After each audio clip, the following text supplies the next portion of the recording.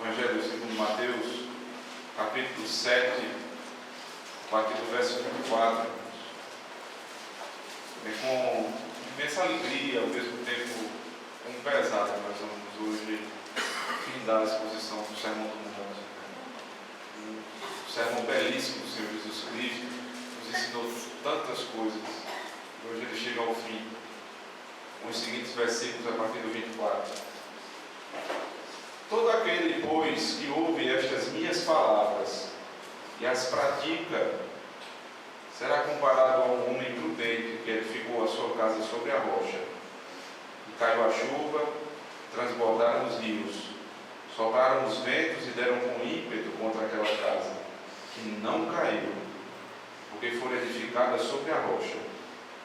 E todo aquele que ouve estas minhas palavras e não as pratica, será comparado a um homem insensato, que edificou a sua casa sobre a areia. E caiu a chuva, transbordaram os rios, sopraram os ventos, e deram com ímpeto contra aquela casa.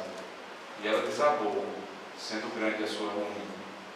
Quando Jesus acabou de proferir estas palavras, estavam as multidões maravilhadas da sua doutrina, porque eles as ensinavam como quem tem autoridade, e não como os escribas. Vamos orar mais uma vez.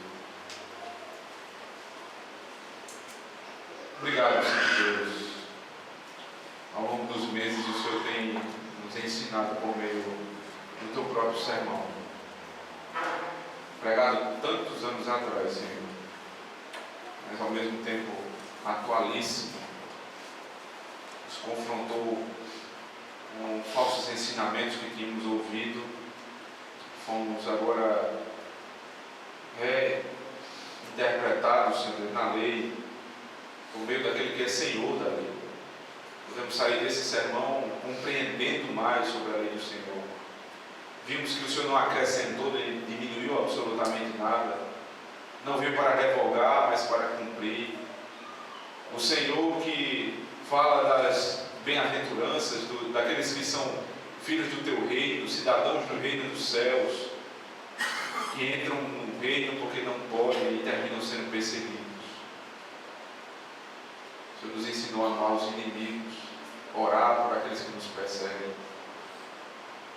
O Senhor nos ensinou também a praticar a verdadeira piedade, a verdadeira esmola, a verdadeira oração. O Senhor nos ensinou a orar da maneira correta, não esperando simplesmente aquilo que o Senhor pode dar, mas orar pelo teu reino, pela tua justiça, sabendo que as demais coisas o Senhor vai nos acrescentar. Nos fez negar a nós mesmos com um jejum. Aprendemos também, Senhor Deus, como julgar, como até onde ir, Senhor Deus, com a apresentação de uma verdade a alguém que rejeita, como ouvir o sermão, como adentrar ao caminho apertado por meio de uma porta estreita que é aberta somente pela graça e que é apresentada por meio do verdadeiro profeta. E hoje o Senhor fecha essa série, Senhor Deus, para a tua glória, nos ensinando mais um tópico da tua lei. Revela, Senhor Deus, o Senhor Jesus Cristo em nosso meio nessa noite, mais uma vez. É a nossa oração. Amém. A desobediência humana é algo extremamente complexo de ser entendido. Perceba como é tentador fazer algo que você não pode.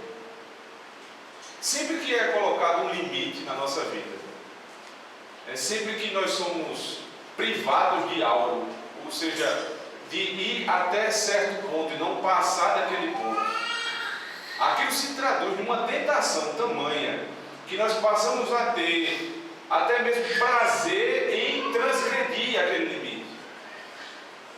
Dizem as pessoas que aquilo que é feito às escondidas é melhor, aquilo que é proibido é melhor. Isso às vezes é até reverenciado como se fosse uma característica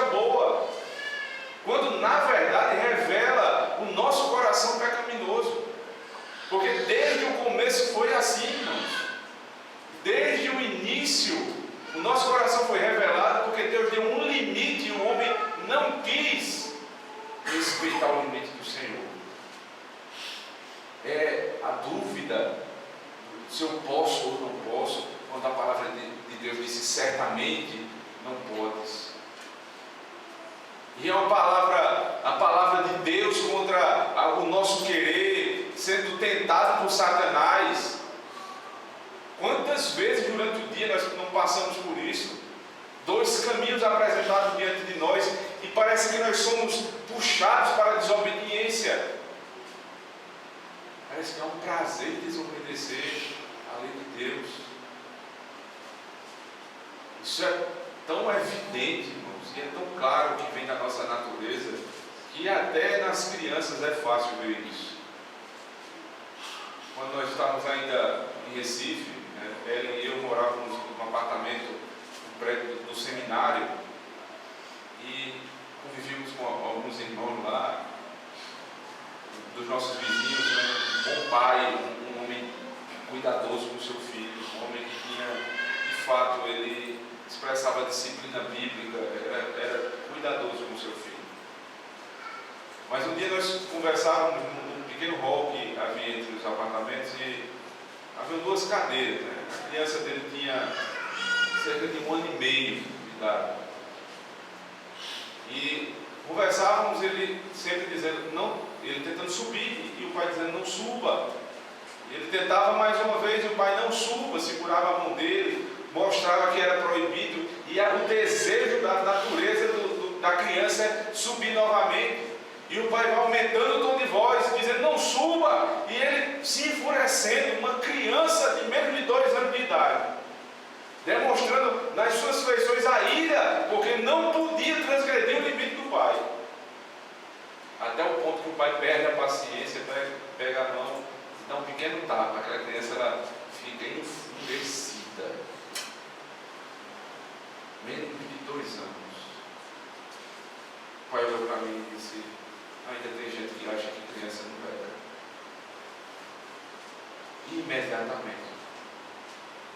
Imediatamente fui claro na mente daquele pai que o ato de desobediência vem da natureza pecaminosa do ser humano. Prazer por passar do limite que foi dado pelo Pai. O Senhor Jesus Cristo, quando encerra o seu sermão, ele está para findar a última parte, o último tópico que ele vai tratar no sermão. Ele agora passa a deixar de lado um pouco a figura do pregador. Nós vimos no sermão passado, o falso pregador, falso profeta, o verdadeiro profeta. E ele passa a tratar agora do ouvinte, ou seja, daqueles que estão sendo produzidos pela pregação. E há uma ligação, uma conexão extremamente próxima entre falso profeta e falso crente, verdadeiro profeta e verdadeiro crente. É como se o Senhor mais uma vez dissesse, irmãos, acautelai-vos, agora não mais dos falsos profetas, acautelai-vos dos falsos irmãos. Tenham cuidado. Lembram-se, o tema do capítulo 7 é juízo. Como fazer o verdadeiro juízo? Como saber quem é o verdadeiro profeta e o falso profeta? E agora, como saber quem de fato é meu irmão em Cristo? E quem foi produzido por um lobo e está na igreja do Senhor, com aparência de crente, com linguajar de crente, até se veste como muitos crentes, mas são lobos produzidos pelos falsos profetas em nosso meio, para tentar tragar as ovelhas do Senhor Jesus Cristo. Essa preocupação, vocês devem estar lembrados que uma das figuras do falso profeta em relação ao verdadeiro é porque o falso, ele não tem preocupação nenhuma com o ensino. Ele ensina porque ele é ganancioso. ele cura as feridas de maneira superficial. Ele até fala de perdão, mas é aquele perdão antibíblico, onde não há pedido de perdão, mas você é obrigado a perdoar sem que haja um pedido. Onde se fala de amor, mas destituído da lei. É só um aspecto de Deus e o outro é deixado de lado. Isso produz falsos crentes. E essa percepção ela começa a ser tratada pelo Senhor como algo perigoso, porque as pessoas que ouvem esses falsos profetas começam a viver dessa forma. Se você é orientado a viver segundo o coração de um homem, porque é isso que o profeta falso faz, ele prega segundo o que dá no seu coração. Jeremias capítulo 8 diz isso, verso 8 a 12. Ele fala da sua própria boca, aquilo que emana do coração. Então aqueles que ouvem essas pregações, eles não vivem como a verdadeira palavra do Senhor, vivem como foi pregado pelo falso profeta. E isso é perigoso. É tão perigoso, irmãos, que os nossos pais na fé, os puritanos no século 17, 18, eles tinham uma preocupação imensa no ato de receber um novo membro, algo que se perdeu hoje em dia. Tanto a igreja da Escócia, a igreja presbiteriana da Escócia, quanto a igreja puritana da Inglaterra, os pastores eles eram extremamente cautelosos no momento em que iriam receber um novo membro, seja por transferência, seja por batismo. Eram criteriosos, porque o temor era que entrassem falsos crentes, pseudo-crentes, era inclusive essa nomenclatura utilizada, o cuidado com os pseudo-crentes. O trabalho do verdadeiro pastor é cuidar do rebanho.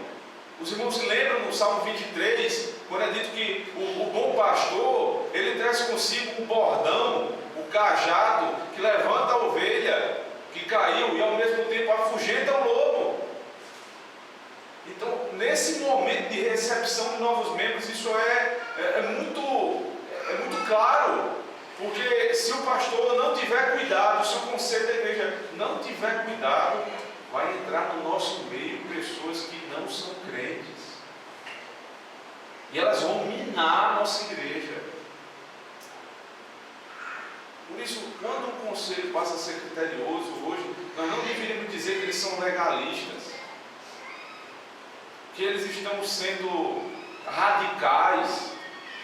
Para o conselho está sendo bíblico, porque foi o Senhor Jesus que ensinou a ter cuidado com a igreja. Na carta aos Hebreus, capítulo 3, é dito que nós devemos orar pela nossa liderança e que nós devemos nos submeter a ela, porque ela vai dar conta de cada uma das ovelhas. A responsabilidade dos pastores é essa, por isso que é necessária a intercessão da igreja e ao mesmo tempo o entendimento de que tudo que é feito aqui deve ser feito com zelo, porque nós estamos tratando não do rebanho desse conselho, do rebanho do Senhor, as ovelhas são dele. Há uma questão aqui no entendimento do capítulo 7, né, sobre o falso crente, o verdadeiro crente, que precisa ser entendida, né, para que a gente não entre no senso comum, porque o senso comum hoje diz muito sobre o que é um crente. Quase nada é verdade, né? Qual é o conceito de crente? Nós temos uma lista do que ele faz e do que ele não faz, mas na carta de Paulo à igreja de Roma, algo fica muito claro. Paulo diz em Romanos capítulo 10, verso número 9: se com a tua boca confessares Jesus como Senhor, e em teu coração creres que Deus o ressuscitou dentre os mortos, serás salvo. A questão é que lá em Mateus 7, no versículo 21, Jesus disse que no último dia, nem todo que diz Senhor, Senhor, entrará no reino dos céus. Ou seja, eles professaram que Jesus era Senhor. Veja, há uma aparente contradição, porque o O que Paulo disse foi: se você confessar, você vai ser salvo. Se você confessar que Jesus é Senhor, você vai ser salvo. E Jesus disse que no último dia, alguns vão dizer: Senhor, Senhor, nós profetizamos em teu nome. Nós não apenas dizíamos abertamente que éramos teus servos, mas nós profetizamos e fizemos milagres, sinais no meio do povo. Como é que eu encaro isso? Como é que uma hora é a confissão de fé que me salva e outra hora parece não ser? A questão não é a confissão de fé, mas a veracidade dessa confissão. Tiago, no capítulo 2, no verso 26, diz que aquele que realmente confessa o nome do Senhor, ou seja, a verdadeira fé não é destituída das boas obras. Tiago resolve a questão. De fato, é o ato de professar a fé. Mas como eu identifico que alguém professa a verdadeira fé? Quando ele vive de maneira diferente. Não é só falar com a boca, porque a boca fala do que o coração está cheio, e o coração é de onde emana toda a nossa prática. Olhe para a prática, veja a confissão e compare. Paulo disse: se você confessar com a sua boca, você está salvo. Tiago disse: de fato, e isso vem acompanhado das boas obras. Há nessa questão de senso comum, né, como as pessoas identificam o crente, o que é dito é o seguinte: se você confessar Jesus como seu Senhor e Salvador da sua vida, você vai ser salvo. Essa é uma afirmação corretíssima. Mas a questão é até que ponto as pessoas realmente estão conscientes do que é isso. Confessar Jesus como meu Salvador é entender que Ele é aquele que expia o meu pecado. Ou seja, eu me arrependi, eu entendi que eu sou pecador e eu me arrependo do meu pecado. Então eu confesso Jesus como meu Salvador. Mas a questão é: será que Ele é meu Senhor? Porque se a confissão de arrependimento gera conversão por meio do entendimento do pecado, o senhorio gera submissão. Quando eu digo que Jesus é meu Salvador, eu entendi a obra. Quando eu digo que Jesus é meu Senhor, eu entendi que Ele é a pessoa dele. Por isso que eu preciso entender Jesus como meu Senhor, quem Ele é, meu Salvador, o que Ele fez. As duas coisas unidas, aí está o crente. Ele se submete ao senhorio de Cristo, porque ele entendeu que foi Jesus que o salvou. Uma das duas vertentes sozinhas não pode configurar um crente. Veja as palavras do próprio Cristo, como ele diz no verso 24: todo aquele, pois, que ouve estas minhas palavras.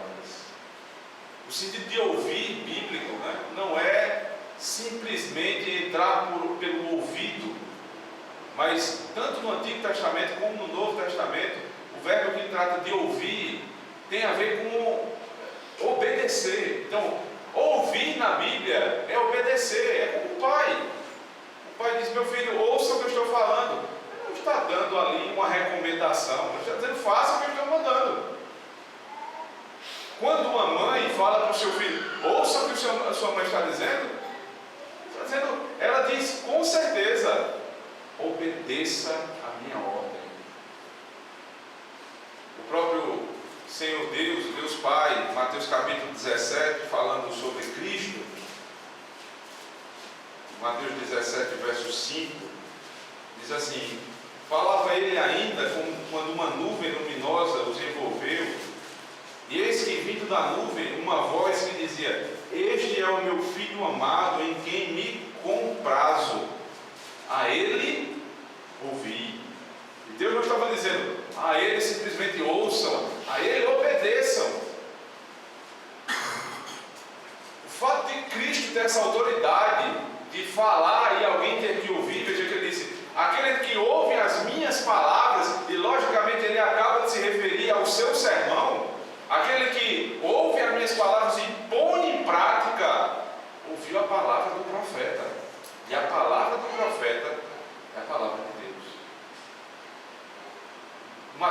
capítulo 5, quando ele estava trazendo a verdadeira interpretação da lei novamente para o povo, um contraste era demarcado do versículo 21 em diante, até o 48.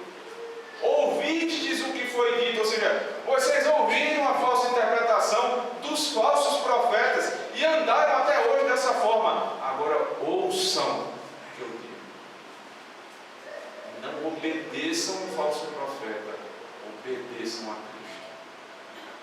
Cristo se colocou ali como Senhor da lei, o legislador, o intérprete e aquele que, quando fala, deve ser obedecido.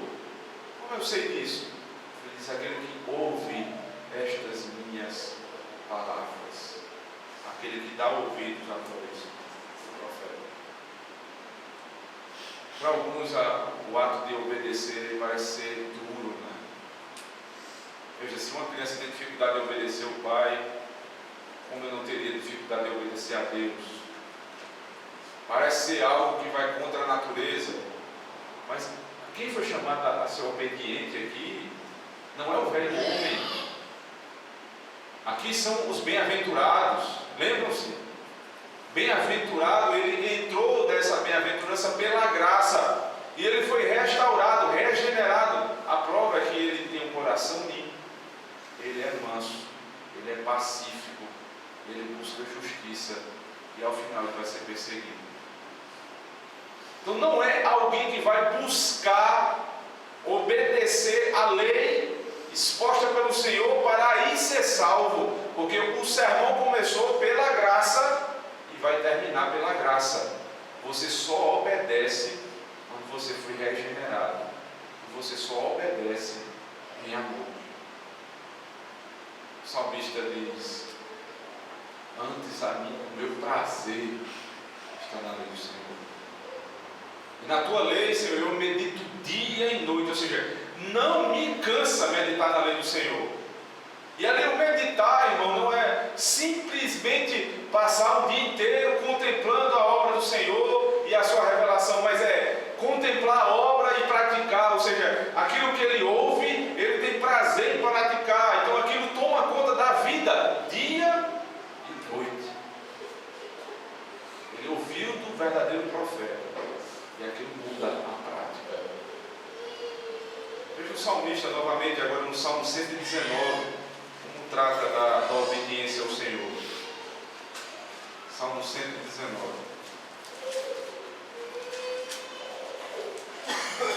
Verso 35.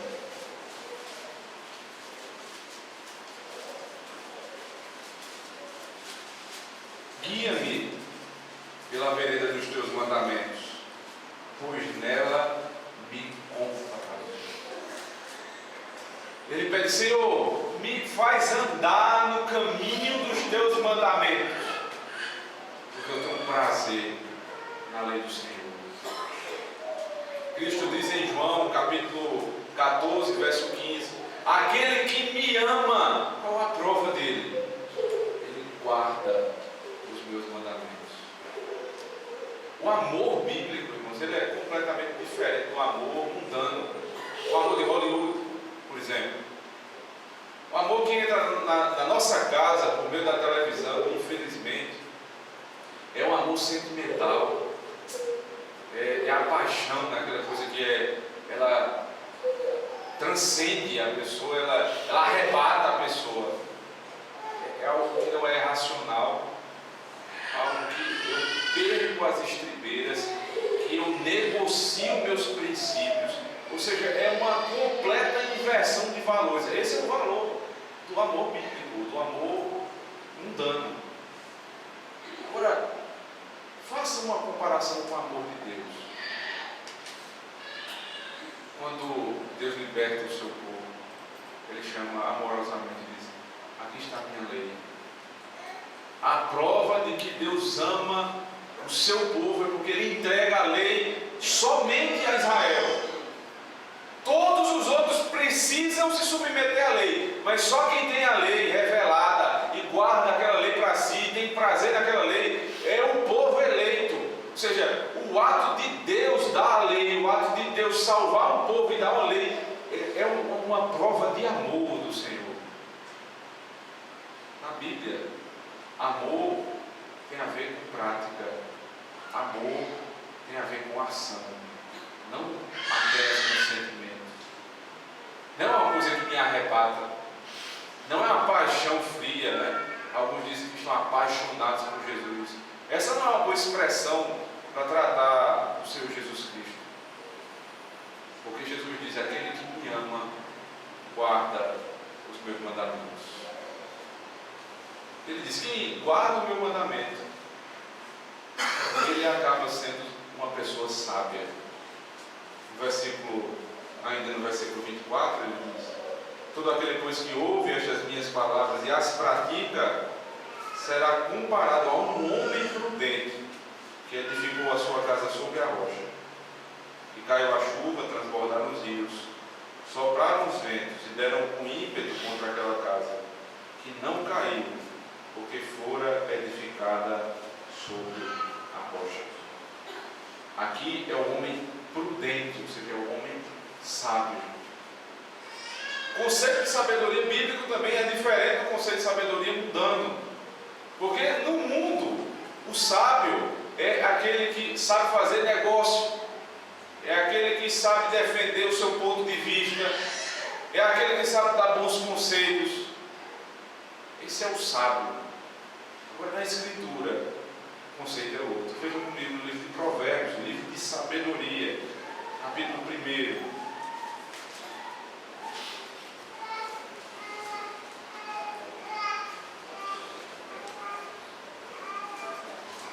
Provérbios 1, verso 1. Provérbios de Salomão, filho de Davi, o rei de Israel, para aprender a sabedoria, ou seja, a prudência, e o ensino, para entender as palavras de inteligência, para obter o ensino do bom proceder, a justiça, o juízo e a equidade, para dar ao simples prudência e aos jovens conhecimento conciso. Ouça o sábio e cresça em prudência, e o instruído adquira a habilidade para entender provérbios e parábolas, as palavras e enigmas dos sábios. O temor do Senhor é o princípio do saber, mas os loucos desprezam a sabedoria e o ensino. Filho meu, ouve o ensino de teu pai, e não deixes a instrução de tua mãe. Jesus diz: aquele que ouve as minhas palavras e as pratica será comparado ao homem sábio. Salomão já dizia: quem é o homem sábio? Aquele que ouve a palavra do seu pai e coloca em prática.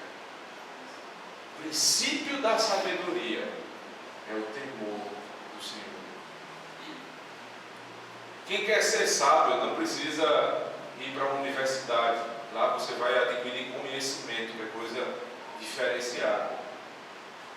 Quem quer ser sábio não vai se sentar para ouvir um filósofo simplesmente mundano, sem fazer uma correlação com o que diz a Escritura.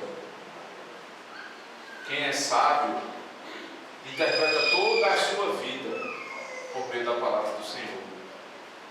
O sábio, ele olha para as coisas desse mundo, ele não é alienado. Veja, a sabedoria é o contrário da alienação, porque é dito que o imprudente, o tolo, é que não entende as coisas do mundo, mas o sábio, ele entende porque as interpreta segundo foi ensinado na lei do Senhor.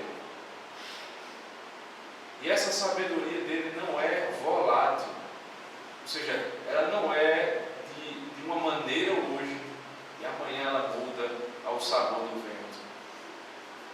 Ele diz que o homem prudente que edificou sua casa sobre a rocha, a casa ela tem fundamento.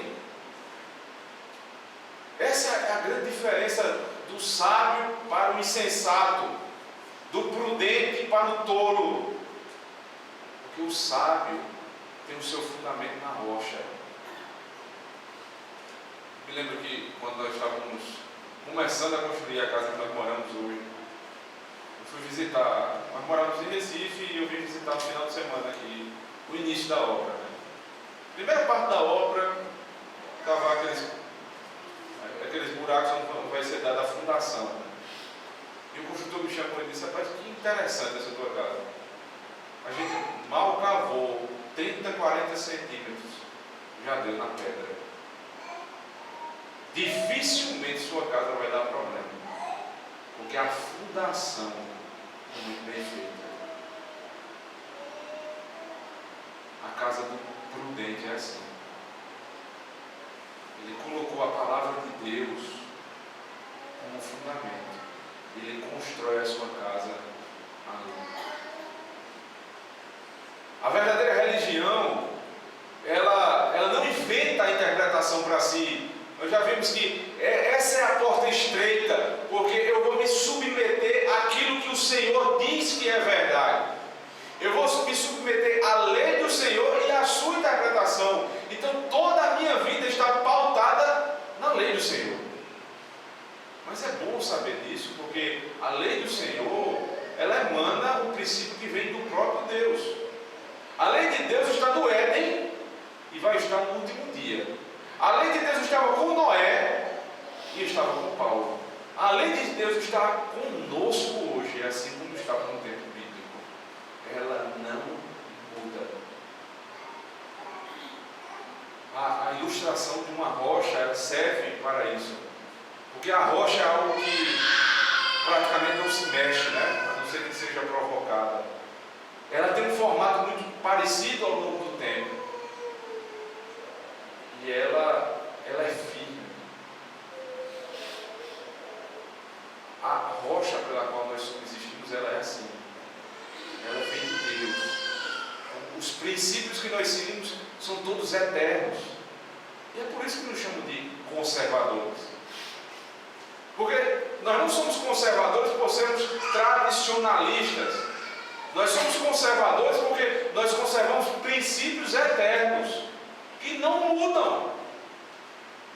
Agora veja como é que acontece no mundo. Boa parte dos irmãos aqui conheceu uma das questões da prova na semana passada do Enem. Uma prova que dá entrada em muitas universidades do país. Uma autora defensora do nazismo, da pedofilia, e não só defensora da pedofilia, mas praticante, pela qual ela foi castigada no seu trabalho, se envolver com alunas. Ela foi uma dos ícones dessa prova. Veja, a que ponto nós chegamos, né? Os nossos filhos estão entregues a esse tipo de ensino demoníaco. E essa mulher, ela era esposa, né, com um casamento meio estranho, durou 51 anos, mas com vários participantes, não era um casamento a dois, com Jean-Paul Sartre, um filósofo existencialista, que influenciou muito a cabeça dessa mulher. Então, Sartre, ele dizia que o ser humano, ele, antes de ter uma essência, ele já existe. Então, quando nós começamos a existir, é que a nossa essência vai sendo trabalhada. Ou seja, nós somos uma construção social.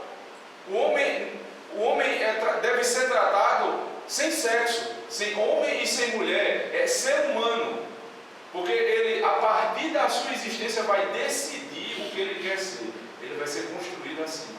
Essa mulher feminista levou isso para o seu campo de estudo e disse que mulher não nasce mulher. Isso é uma construção social.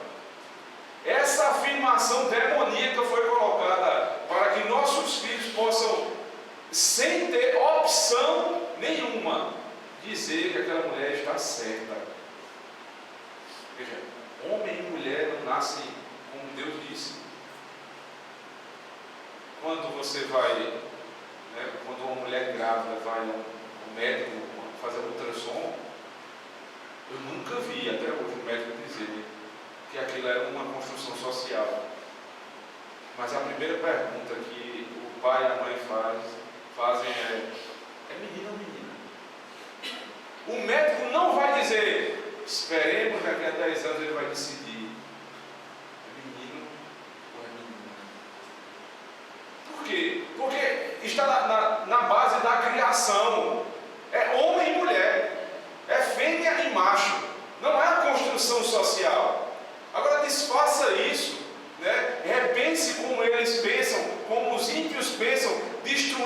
fundamentos e nada mais existirá. Retiradas as bases, todo prédio vem à ruína.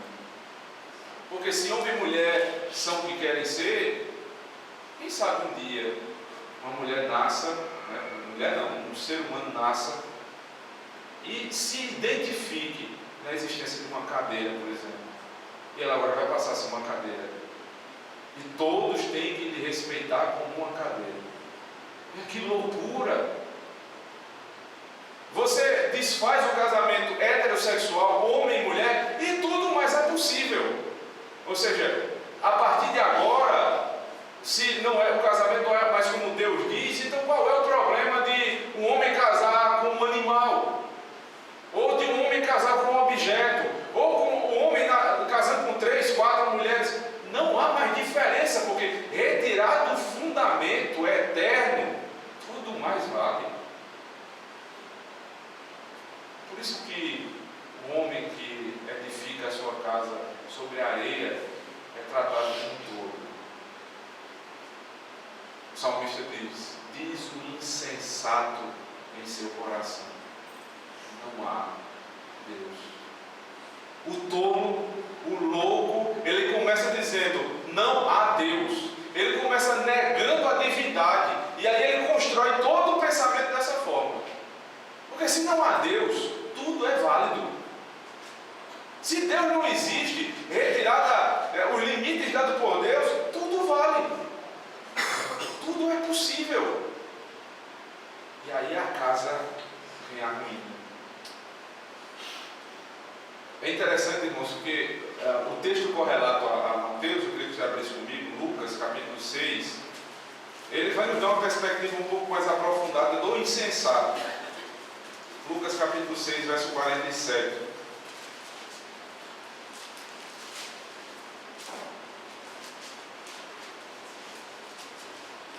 Lucas narra dessa forma, a partir do verso 46. Por que me chamais Senhor, Senhor, e não fazeis o que eu mando? Todo aquele que vem a mim e ouve as minhas palavras e as pratica, eu vos mostrarei a quem é semelhante. É semelhante a um homem que, edificando uma casa, cavou, abriu profunda vala e lançou o alicerce sobre a rocha. E vindo a enchente, arrojou-se o rio contra aquela casa e não a pôde abalar, por ter sido bem construída. Mas o que ouve e não pratica é semelhante a um homem que edificou uma casa sobre a terra sem alicerces. E arrojando-se o rio contra ela, logo desabou, e aconteceu que foi grande a ruína daquela casa. Um homem sábio, ele cava e abre uma profunda vala. O homem sábio, ele considera a sua vida, ele considera as dificuldades, o que é necessário para se construir uma casa, e ele entende que isso depende do fundamento, e ele vai lá na rocha buscar o fundamento. E essa imagem, dada por Lucas, ela faz um contraste que Mateus não nos traz, que é o tempo que leva uma casa com um bom fundamento.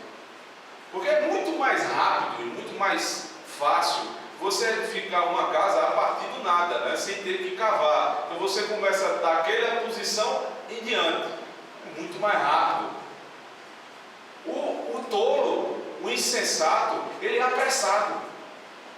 Ele não pensa no que vai fazer. Ele não considera as intempéries da vida, o rio que estava ao lado, a possibilidade do que poderia acontecer com aquela casa. O único objetivo de vida do tolo é viver o hoje, é fazer o que está na cabeça dele hoje. É muito tolo no nosso meio. Muita gente que olha para a palavra de Deus, a lei do Senhor, e começa a tratar de uma maneira mais agradável ao coração. E a lei de Deus, ela impõe limite, né? Um limite para, por exemplo, o prazer dentro do casamento. Existe um limite. O tolo, passa do limite. Nós praticamos diversos tipos de tolice. coração, da nossa mente. Deus dá um limite para que nós pensemos de acordo com a palavra. E nós transgredimos o limite. Nós queremos sempre o hoje, o agora. Então, nós temos que ter tanto cuidado com isso, né? Isso não quer dizer que você não é crente, mas isso revela uma tendência de nós vivermos como os tolos, de querer o prazer do amanhã hoje, de poder, de ser necessário esperar um pouco mais, mas querer hoje. É a tolice do nosso coração. E essa tolice, ela acaba com a casa, acaba com uma família, ela acaba com absolutamente tudo, ela destrói a existência do homem. É possível também, nós vemos na igreja, em nosso meio, né, pessoas que desconsideram o conselho. A palavra de Deus, né, no livro de Provérbios, diz que na multidão dos conselhos há sabedoria. Mas o tolo, ele rejeita a sabedoria e rejeita o conselho. Ele começa a tratar a sua vida a toque de caixa. E o que vai dando na cabeça, ele vai fazendo. E ele não quer parar para ouvir ninguém. Isso é tolice.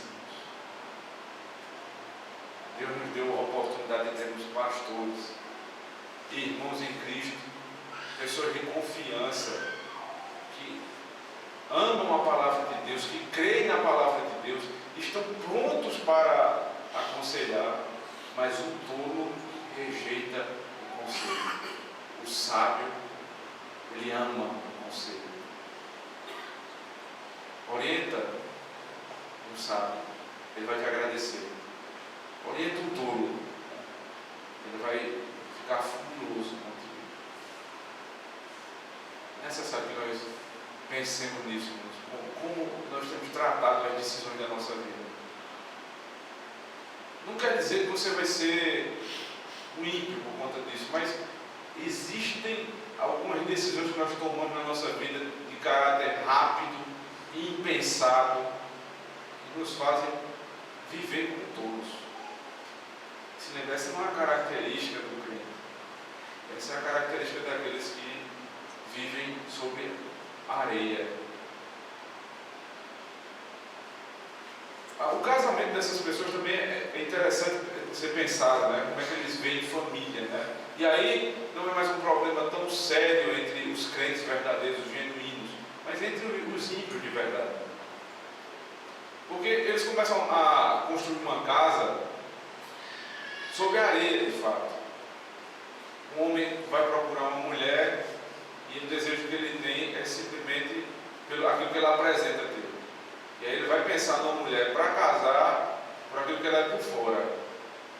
Por outro lado, a mulher tola, ela olha o marido pelo que ele pode lhe dar. E ali uma casa começa a ser construída na areia, sob a areia. E vem os filhos, né? Aquela casa parece, ela tem um ambiente, uma aparência de bondade, né? De perfeição. Vem os filhos, aqueles filhos são tratados como um troféu, né? As mídias sociais que não nos deixam mentir, como são tratadas essas famílias, que você pensa que estão muito bem. Mas do dia para a noite, a notícia chega. Aquela casa se foi. E quando você tem a oportunidade de conversar com a pessoa, e a pessoa abre o coração, o que você encontra lá era um castelo de areia que foi construído. Tudo aquilo era farsa. Tudo aquilo era pura ilusão. Aquela alegria passada no Facebook, né? Aquele riso que sempre estava presente na reunião dos amigos, tudo era uma farsa. Porque em casa ninguém se suportava. Porque em casa os filhos eram maltratados, mal criados. Porque em casa o que se via era uma casa sem fundamento. E assim, quando você chega numa casa, uma de lado da outra, uma bem feita e uma mal feita, se o acabamento das duas foi bem realizado, você não tem como saber a fundação. Mas vai passando o tempo. Passa um mês, 2 meses, e aí a coisa começa a mudar de figura. 2 anos, e os rachões começam a aparecer. E quando você vai ver, aquilo é problema de fundação. A casa está lá, bonita. Todo mundo que passa acha ela bela. Mas o rachão começa a aparecer em cada parede. E é revelado o fundamento daquela casa. Em areia. A grande questão é: sobre que fundamento nós estamos construindo a nossa casa? Porque se for sobre a rocha de Cristo, essa casa vai vir o rio transbordando, o vento batendo na lateral, e ela vai suportar. Mas se for feita de areia, na menor chuva, em qualquer tipo de disfunção natural, sua casa vai ruir. E a ruína vai ser grande. O salmista trata conosco sobre isso no Salmo 1. Queria que você abrisse comigo.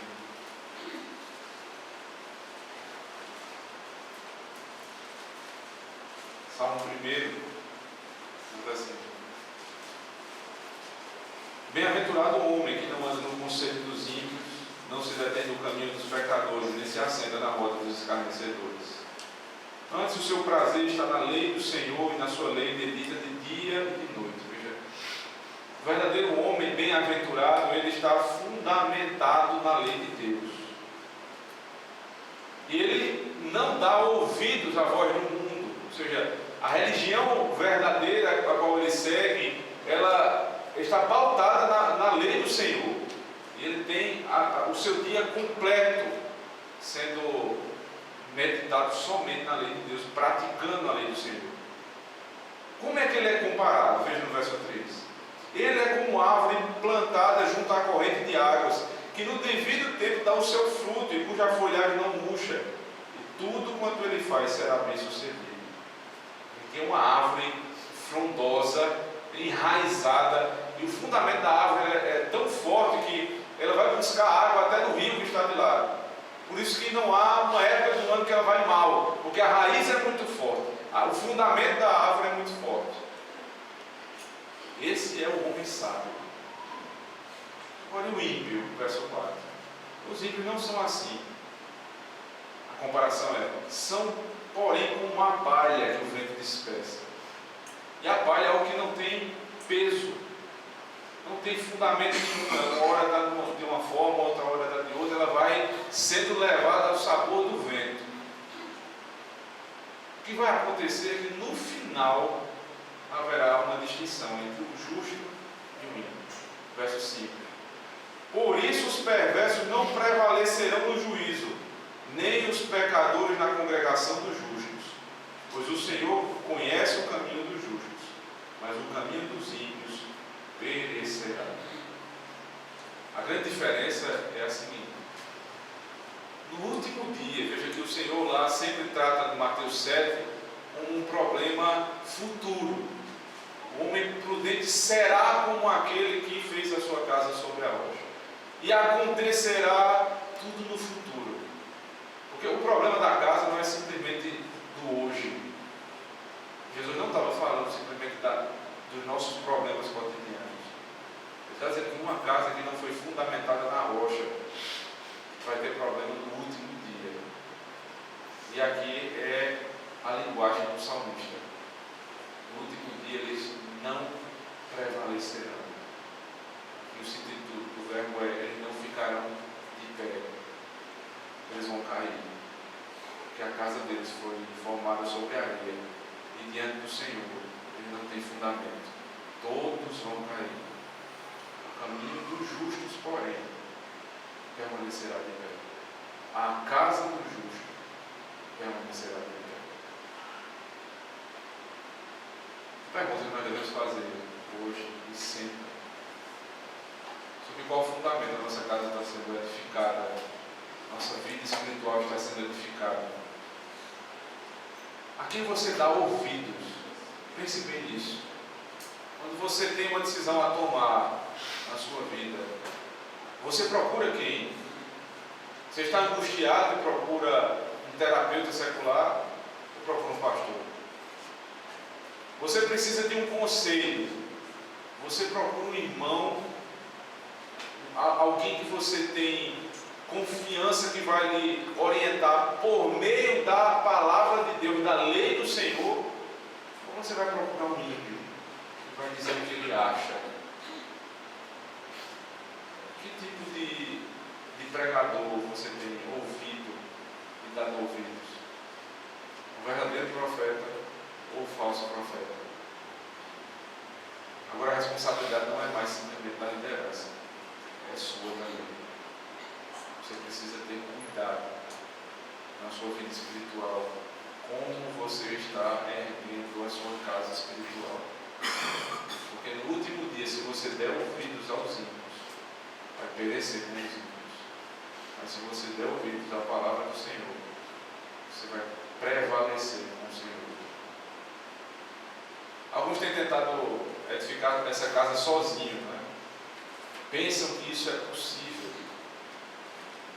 Olham um sermão como esse, os ensinamentos do Senhor e dizem, não, eu consigo fazer. Eu já entendi, eu já compreendi como é que funciona, agora eu vou colocar em prática. Você vai se cansar e nunca vai conseguir. A única maneira de você ter sua casa edificada sobre a rocha é se primeiro você for bem-aventurado, pobre de espírito, precisa do Senhor. Se arrependa dos seus pecados, de todas as vezes que você tentou edificar sozinho essa casa. Espere no Senhor, clame por Ele, tenha certeza, Ele vai edificar a sua casa, Ele vai abençoar a sua família, Ele vai abençoar a criação dos filhos, Ele vai abençoar o seu trabalho, porque quando nós damos ouvido à lei do Senhor, toda a nossa vida é transformada. Deus nos abençoe com esse sermão. Amém. Vamos orar ao nosso Deus. Seja sempre bendito, Santo Deus. A Tua palavra seja sempre proclamada no meio do Teu povo. Ensina-nos a ouvir biblicamente, Senhor Deus. Ouvir e praticar. Beleza, Senhor Deus, dessas pregações não constam na oratória do pregador, nem muito menos na habilidade de expor o texto, mas emanam simplesmente da Tua lei. Nos ensina, Senhor Deus, a ter amor, a praticar, Senhor Deus, a ter facilidade em querer fazer aquilo que o Senhor deseja. E durante essa semana, Senhor Deus, ao nos lembrarmos dessa pregação e no momento em que estivemos diante de uma decisão dura a ser tomada, nós sempre possamos decidir por Ti, pelo Teu ensino, rejeitando o ensino do falso profeta. Oramos em nome do Teu Filho amado, Senhor Jesus Cristo. Amém.